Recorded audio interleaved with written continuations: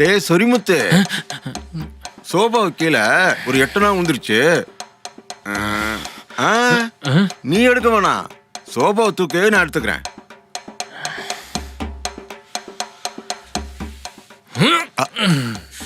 எட்டனாவெல்லாம் காலாவதியாகி பல வருஷம் ஆச்சுரா. கிராய் சென்ட் போக்கா எடுத்துட்டேன். தேங்க்ஸ்.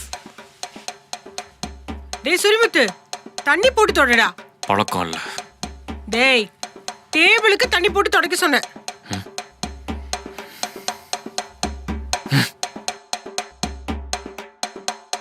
டேய் சொரிமுத்து, என்ன சார்? வண்டியை ஓட்டணும்டா. அது என்னோட ஃப்ரண்ட் பிரேக் இவ்வளவு லூஸா இருக்கு. அது கிளச்சு.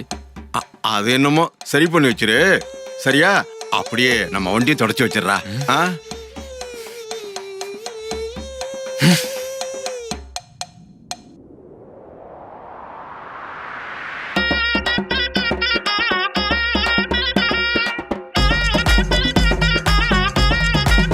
சொரிமுத்து, கடைக்கு போயிட்டு வாப்பா. டேய் சுரிமுத்து, இந்த ஃபேனை மட்டும் தொடச்சிருப்பா. சொரிமுத்து, கடைக்கு போறதுக்கு முன்னாடி சோபா தூக்கி கீழே தொடச்சு விட்டுருனா. சொரிமுத்து, வண்டியை தொடக்க சொல்லுவேன். அதை தொடக்கி முடிச்சுட்டு தான் கடைக்கு போகணும். சுரிமுத்து, மேல வடகம் காய வச்சிருக்கேன்ப்பா, போய் கொஞ்சம் எடுத்துட்டு வந்துடுறியா? ஏமா, ஏதோ கரண்ட் பில் கட்டணும்னு சொன்னல, அதையும் அப்படியே சொரிமுத்துட்டே கொடுத்துருமா. சரிங்க. என்னடா சொரிமுத்து, ரேஷன் கடைக்கு போக சொன்னா திரும்பி வந்துட்டு இருக்க? நிறுத்துங்க மேம். இப்படி மாறி மாறி சொரிமுத்து சொரிமுத்து சொரிமுத்துன்னு கூப்பிடுறீங்க. இந்த பேருக்கு பின்னாடி எவ்வளவு பெரிய வரலாறு இருக்கு தெரியுமா? நாங்க மாறி மாறி பரம்பரையா தாத்தனுக்கு அப்பனுக்கு இதே பேரை தான் வச்சுட்டு இருக்கோம். என் பூட்டனுக்கு என் முப்பாட்டன், என் முப்பாட்டனுக்கு என் பாட்டன், என் பாட்டனுக்கு என் தாத்தன், என் தாத்தனுக்கு எங்க அப்பா, எங்க அப்பா எனக்கு, நான் என் பிள்ளைக்கு இதே பேர் தான் வைப்பேன். சாமி பேரு. இருந்தாலும் வெளியூர் போய் வேலை பார்க்கறமே பயலுகள்லாம் கிண்டல் பண்ணுவானுன்னு சொல்லிட்டு ஸ்டைலா ஜெய் அப்படின்னு வச்சுக்கிட்டேன். இப்ப நீங்க என்ன வாய் நிறைய ஆசையா சொரிமுத்து சொரிமுத்துன்னு கூப்பிடுறப்போ உங்களை பாக்குறதுக்கு எங்க அப்பா ஐயங்கால மாதிரியும், உங்களை பாக்குறதுக்கு எங்க ஆத்தா ஆர்மொத்தமா மாதிரி இருக்கு. அப்புறம் எப்படி எனக்கு இது வேற இடம் மாதிரி தோணும்? என் சொந்த வீடு மாதிரி தான் தோணும். ஏன் சொந்த வீட்டுல தங்கி நான் வேலைக்கு போறதுக்கு யாரும் என்கிட்ட மாசம் 5000 ரூபாய் வாடகை கேட்க மாட்டாங்க, துணி காய போறதுக்கு 100 ரூபாய் கேட்க மாட்டாங்க, அட்வான்ஸ் வாங்கி வச்சு 6 மாசம் பிடிச்ச வைக்க மாட்டாங்க. இன்ஃபேக்ட் பையன் வெளியூர் போய் வேலை பார்த்து கஷ்டப்படுறானே, கை செலவு கொஞ்சம் கூட மாட கொடுத்து வைப்போன்னு கை செலவுக்கு 5 லட்சம் 10 லட்சம் தருவாங்க. உங்களுக்கு எப்படி சார் வசதி? எப்பா இப்ப என்னதான் சொல்ல வர? அதான் சார், இப்ப நீங்க நான் மாறி மாறி சொரிமுத்து சொரிமுத்துன்னு கூப்பிடுறது இந்த வீடு என்னோட வீடு மாதிரி ஃபீல் பண்ண வைக்குது. அதனால இப்ப என்ன பண்றீங்க, என்ன ஒரு 3வது ஆள் மாதிரி ட்ரீட் பண்ணுங்க. இல்லையா, வாடகை கேட்காதீங்க, அட்வான்ஸ் திருப்பி கொடுங்க. ஒரு 5 லட்சம் ரூபாய் அமௌண்ட் மட்டும் திருப்பி கொடுத்துருங்க. சாரிப்பா, என் பொண்ணோட பேச்சை கேட்டு இப்படி எல்லாம் பண்ணிட்டேன். அட்வான்ஸ் மட்டும் கேட்டுறாதப்பா. இல்லங்க தம்பி அழுவாதப்பா, இனிமேல் அப்படிலாம் கூப்பிட மாட்டோம். தேங்க்ஸ். கரண்ட் பில்லை நீயே கட்டிடு. இனிமே தம்பிக்கிட்ட எந்த வேலையும் கொடுக்க கூடாது. சரியா? பூட்டு பிளான்ல சுதப்பிருச்சு.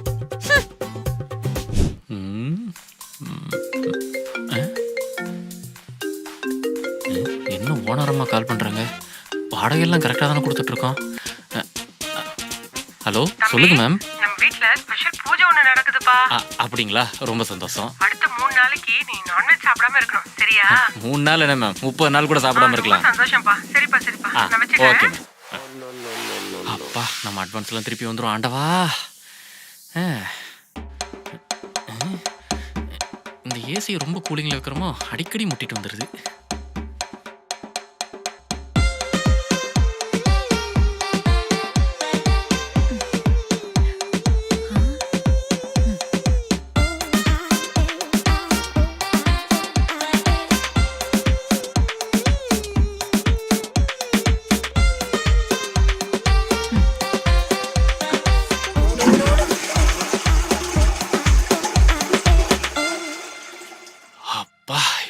கண்ணு பளிச்சுன்னு தெரியுது.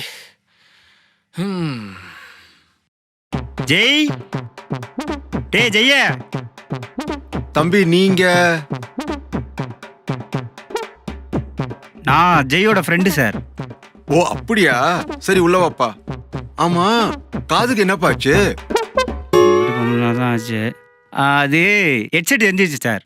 ஓ பாத்துப்பா, மார்க்கெட்ல மட்டமான ஹெட்செட் வாங்கி யூஸ் பண்ணா இப்படிதான் போல. சரி வா, உள்ள வந்து உட்காரு.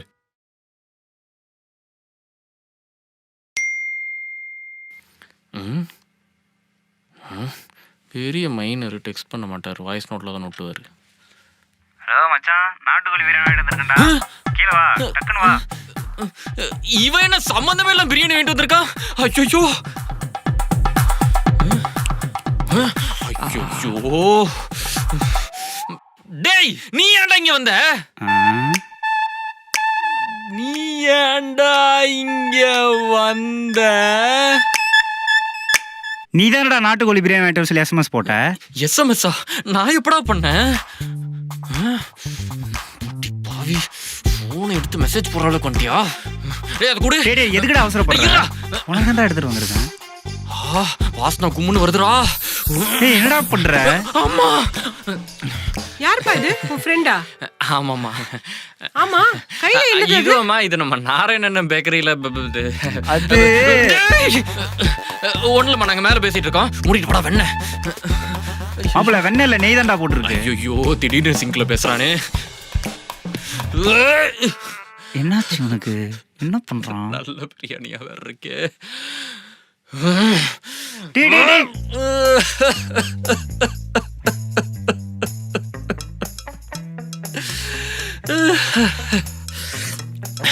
டேய் இது புர்ரா புர்ரா. நீ ஏன் வீட்டுக்கு எடுத்து பிரியாணி எதுக்குடா வீட்டுக்கு எடுத்துட்டு போனோம்? தூக்கி போடுறதுக்கு மனசு வர மாட்டேங்குதா? உனக்கு இதோட அருமை புரியல. ஆண்டி நீங்களே சொல்லுங்க ஆண்டி இவங்கிட்ட. ஆன்ட்டியா?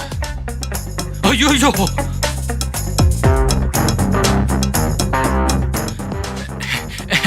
Anti let me explain. பேசாதீங்க.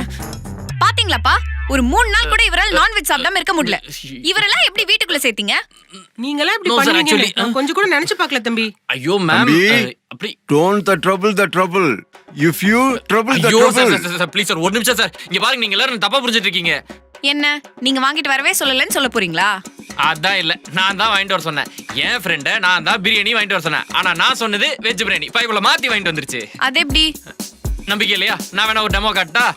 டேய் இங்க வாடா. நாளைக்கு நீ சாக போற. நான் எப்படா கோவா போறேன்னு சொன்னேன்? பாத்தீங்களா, உங்களுக்கு இதே மாதிரி இன்னொரு டெமோ காட்டா? டேய் உனக்கு வீட்டுக்கு போற கேஷ் இருக்கா?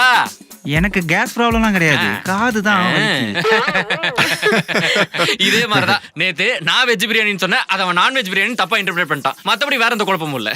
ச்சே, உண்மை தெரியாம எல்லாரும் சேர்ந்து உன்னை திட்டிட்டோமே தம்பி. சாரி தம்பி, நான் வேற எக்கச்சக்கமா இந்த பஞ்ச நீங்க அடுத்த எபிசோடுக்கு வச்சுக்கோங்க. அவ்வளவுதான் சார், வேற எதுவும் இல்ல. சரிப்பா, அத தூக்கி போட்டுட்டு வா. உனக்கும் சேர்த்து நான் டின்னர் சமைச்சு வைக்கிறேன். வாங்க போலாம். ஷூர்.